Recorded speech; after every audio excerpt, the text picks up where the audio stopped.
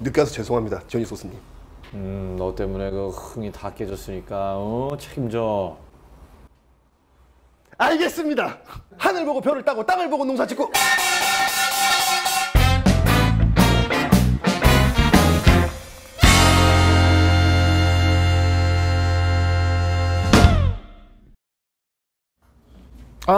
예. 정말 오프닝 한번 화려합니다. 정말 기가 아프게 화려합니다. 예, 아주 다시는. 예. 자, 디오니소스는요, 대지의 풍요를 주재하는 신입니다. 그리고요, 포도 재배와 관련한 술의 신이기도 하고요. 오르페우스는 꽹가리를 친 게 아니고요, 절대 안 치죠. 왜? 귀 아파서. 하프를 칩니다. 아폴론한테 배워서 하프의 명수가 되었는데, 그가 하프를 연주하면요, 이런 얘기가 있어요. 목석이 춤을 추고 맹수가 얌전해졌다고 합니다. 신화 좋아하세요? 예? 어떤 신화 좋아하세요? 저는 엄청난 마블의 팬이거든요. 그래서 그 마블에 나오는 신 중에 토르랑 로키를 되게 좋아해요. 근데 그거는 그리스 신화가 아니라 어디더라? 북유럽 신화라고 그러더라고요. 근데 그 중에 특히나 이제 로키가 되게 자유분방한 신으로 나오는데 그 모습이 너무 매력적이고 또 그 캐릭터를 연기한 그 톰 히들스턴 배우도 너무 매력적이라서 그게 되게 로키라는 제 게임 그래서 캐릭터도 사실 로키였어요. 그 정도로 로키를 좋아했었습니다. 네. 저는 포세이돈을 좋아합니다. 왜인지는 제 이름이 바다의 신 포세이돈. 네, 저는 아무래도 여자이다 보니까 여신을 좀 주의 깊게 보면서 좋아했던 것 같아요. 특히 아프로디테 신을 좋아하는데요. 아프로디테는 많은 사람들의 사랑을 받았던 신인데 인간인 아도니스를 사랑함으로써 진짜 사랑이 뭔지 깨닫게 되는 여신으로 나오거든요. 그 부분이 좀 매력적으로 다가왔던 것 같아요. 여신이라고 하면 보통 이제 다들 떠올리는 이미지가 그려지는 이미지가 있잖아요. 근데 저는 그런 이미지랑은 좀 다른 연모를 가진 아르테미스를 좋아하는데요. 아르테미스는 이제 아폴로 신의 쌍둥이 여동생이래요. 그래서 달을 주관하는 신이고 산속에 살면서 이렇게 사냥하고 되게 어떻게 보면 야성적이고 좀 과격한 그런 면을 가진 신인데 이 아르테미스가 목욕하는 것을 우연히 본 어떤 사냥꾼이 악타이온이라는 사냥꾼이 있는데 그걸 훔쳐가서 사슴이 됐다는 네, 그런 신화가 또 있더라고요. 저는 우리 생활 속에서 아주 친숙한 사이렌을 되게 좋아해요. 스타벅스 로고 아시죠? 거기에 나오는 사이렌이 굉장히 매력적인 것 같아요. 저는 아무래도 글을 쓰다 보니까 옛날에 선생님들이 많이 해줬던 이야기들이 있거든요. 뭐 디오니소스적 인간이 되라, 뭐 아폴론적인 인간이 되라, 뭐 이런 얘기를 많이 했는데 흔히 이성과 감성의 신이라고 많이들 얘기를 해요. 그래서 되게 아폴로의 되게 이성적인 면과 되게 디오니소스의 감성적인 면을 되게 잘 섞어서 해야지 이제 좋은 작가가 된다라는 말을 해서 그래서 저는 그 두 신이 기억이 남네요. 혹시 그 멘토르 아세요? 멘토르? 그리스 신화에 나오는 오디세우스의 친구인데 호메로스의 오디세이아에 보면 오디세우스가 트로이 전쟁에 참가를 하게 되자 멘토르의 집안일과 아들 텔레마코스의 교육을 부탁을 했다고 합니다. 오디세우스가 20년이 흘러도 돌아오지 않자 아들 텔레마코스가 아버지를 찾아다녔다는데요. 오디세우스의 수호신 아테나가 그 멘토르의 모습으로 텔레마코스에게 나타나서 조언을 했다 그래요. 그래서 충실하고 현명한 조언자 또는 스승의 의미로 쓰이는 말이 있죠. 이 긴 말을 제가 여지껏 왜 했냐, 멘토라는 말이 그 멘토에서 왔다고 합니다.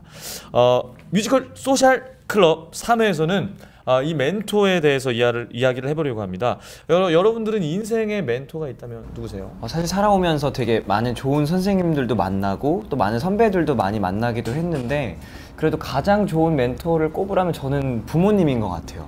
그 누구보다도 나에 대해서 잘 알고 있고 그리고 나를 누구보다도 잘 이해하고 나의 고민을 가장 잘 공감해주고 그리고 이제 또 제가 하는 일이 사실 부모님이 경험해보지 않으신 일임에도 불구하고 또 많은 것들을 통해서 저의 직업을 이해하려고 하시고 저의 직업을 또 잘 하려고 하면 어떻게 해야 되는지를 되게 많이 부모님들도 공부를 하시더라고요.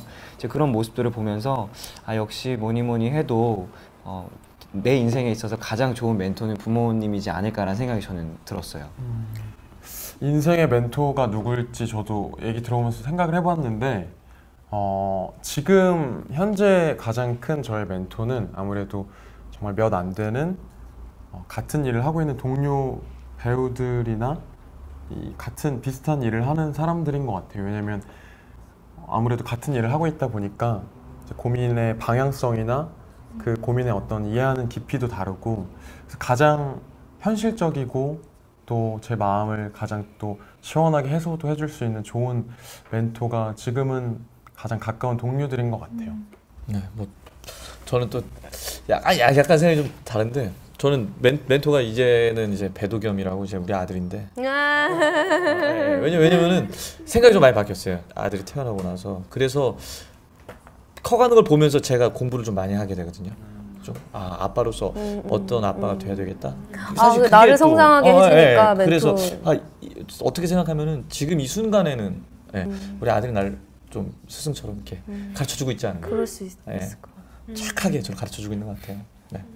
저는 항상 얘기했던 건데, 저는 사실 제 인생의 멘토라고 하면 저는 조광화 선생님을 꼽거든요. 왜냐면 저희 학교 교수님이셨어요. 그리고 제가 사실 학교 다닐 때 조금 되게 많이 타박도 많이 듣고 그런 좀 열등생에 속했었거든요. 근데 그런 저를 잘 글을 쓰게끔 시작하게 해주신 분이고, 작가가 가져야 될 덕목들, 좋은 가치관들, 그런 것들을 잘 물려주셔서 저도 조광 선생님 같은 작가가 되어야지 하면서 생각을 계속 하고 있어요. 그리고 항상 쓴소리도 많이 해주시고, 꼭 작품 얘기가 아니더라도 정말로 작가가 가져야 될 어떤 자세들 같은 거에 대해서 배울 점들이 굉장히 많은 선생님이라, 제가 인생의 멘토를 누구냐고 할 때 항상 말하시는 분입니다. 네. 저도 인생의 멘토라고 했을 때 딱 떠오르는 스승님 한 분이 계신데요. 제가 입시 때 음악을 시작해야 할 건지 시작의 길로 인도해 주시고, 그런데 그것뿐만 아니라 저를 뮤지컬 쪽에 이제 길을 터주시고, 그것도 그렇고 이제 진로나 여러 가지 부분에 있어서 상담을 해주셨던 선생님이 계신데, 안타깝게도 올해 돌아가셔가지고 인생의 멘토를 잃어버린 느낌이 사실 조금은 있어요.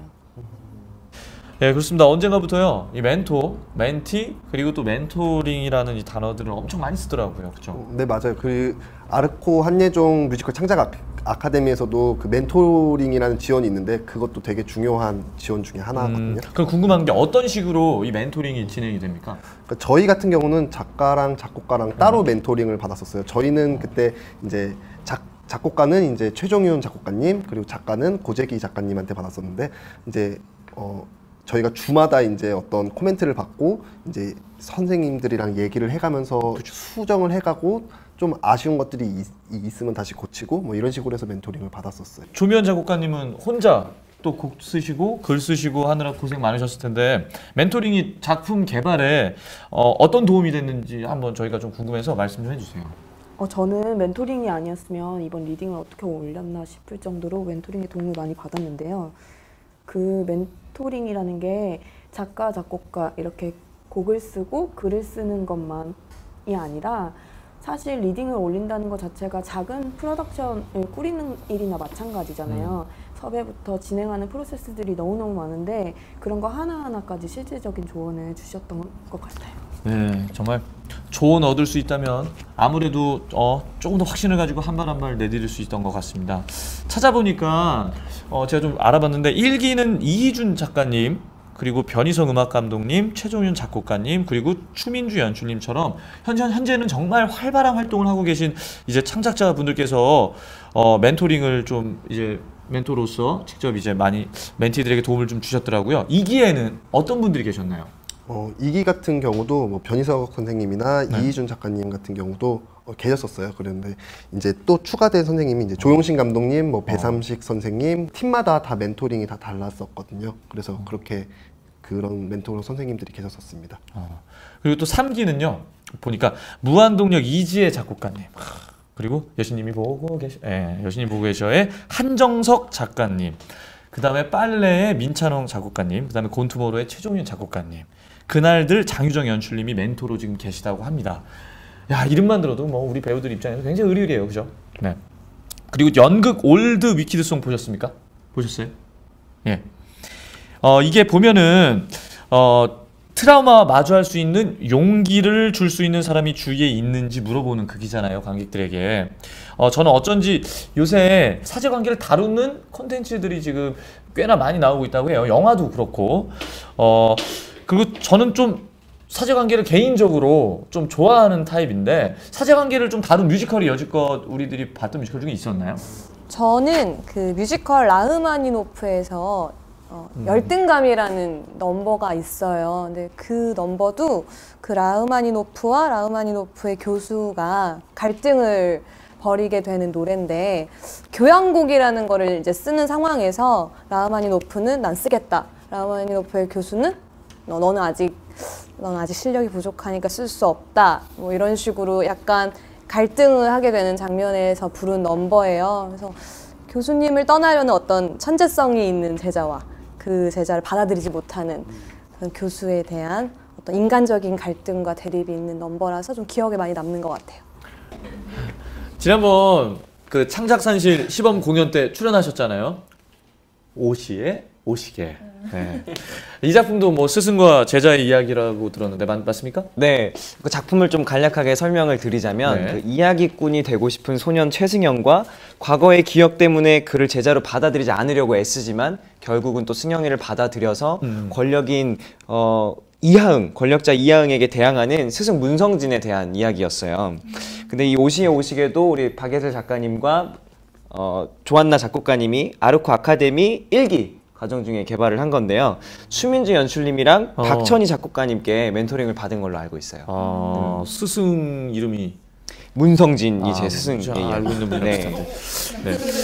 그러면 그 스승 지금 거기에 나오는 제자였잖아요. 네네. 제자로 출연했었고 스승으로 나온 문성진 역할의 배우는 어떻게 누구였어요? 그때 이제 김준호 형이 준호 선배님이 네, 문성진 역할을 맡아서 했었어요. 준비하면서 뭐 진짜 스승처럼 좀 많이 도와주고 그러셨어요? 선배가? 형이니까. 네, 그렇죠. 이제 저 말고 나머지 두 배우분이 두 분 다 저보다 선배님이셨는데 네. 성재형님 같은 경우에는 이제 또 노래를 전공을 하셨어요. 맞아요. 그래가지고 또 이제 작품을 하는 데 있어서 뭐 소리 내는 것도 좀 많이 가르쳐 주시기도 하고. 아니, 얼굴은 그분이 또 스승이. 네, 근데 이제 또 권력자 역할을 해야 되기 때문에 그분이 그래서 노래적으로 많이 가르쳐 주셨고 멘토링을 잘 해주셨던 기억이 나네요. 또 우리가 한번 넘버를 안 들어볼 수 없잖아요, 그죠? 넘버 소개 좀 해주세요.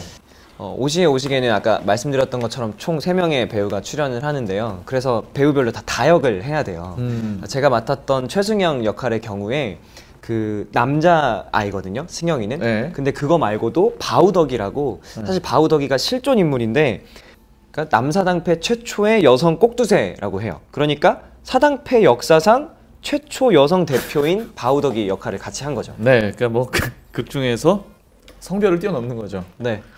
저도 그런 거 좀 해봤거든요. 있어요, 막 머리 이렇게 길어가지고 어깨는 조금 넓은데 되게 예쁜 여자아이. 네, 신여성 봤어요? 라라라. 네. 나 그 마음 알지. 참 좋아요, 요새. 네. 네, 성별을 뛰어넘어서 바우덕의 역할도 해야 돼요. 되게 좋은 경험이었는데 어쨌든 이 노래는 이제 꼭두새다 보니까 바우덕이가 줄도 타고 소리도 하고 이제 막 그러거든요. 이 곡은 줄 위에 줄을 타고 있는 바우덕이가 하늘을 바라보면서 부르는 노래예요.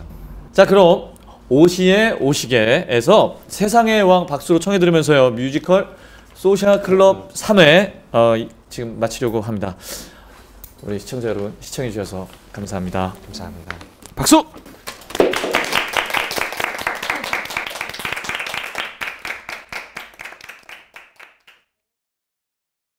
가만 숨을 참고 죽은 듯이 눈을 감고 세상에 꼭 내가 없는 듯 하늘로 내 몸을 던져 등에 날개가 돋은 듯 마치 새처럼 날아봐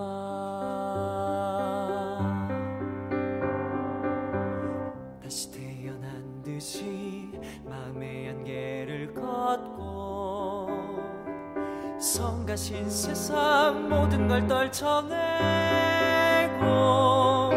하늘에 닿을래 몇 번이고 다시 나에게 이래라 저래라 하지마 내 앞에 그 무엇도 절대 두지마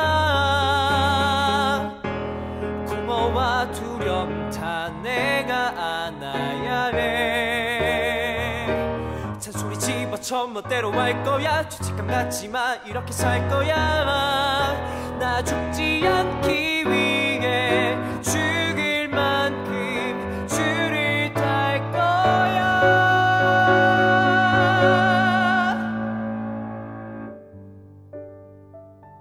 참았던 숨 몰아쉬고 감았던 눈 다시 뜨면 이 세상에 하늘과 나만이 남아 별들이 쏟아지고 바람을 몸에 감고 날 위한 달빛을 받아 난 운명의 주인 이 세상의 주인 난 세상의 왕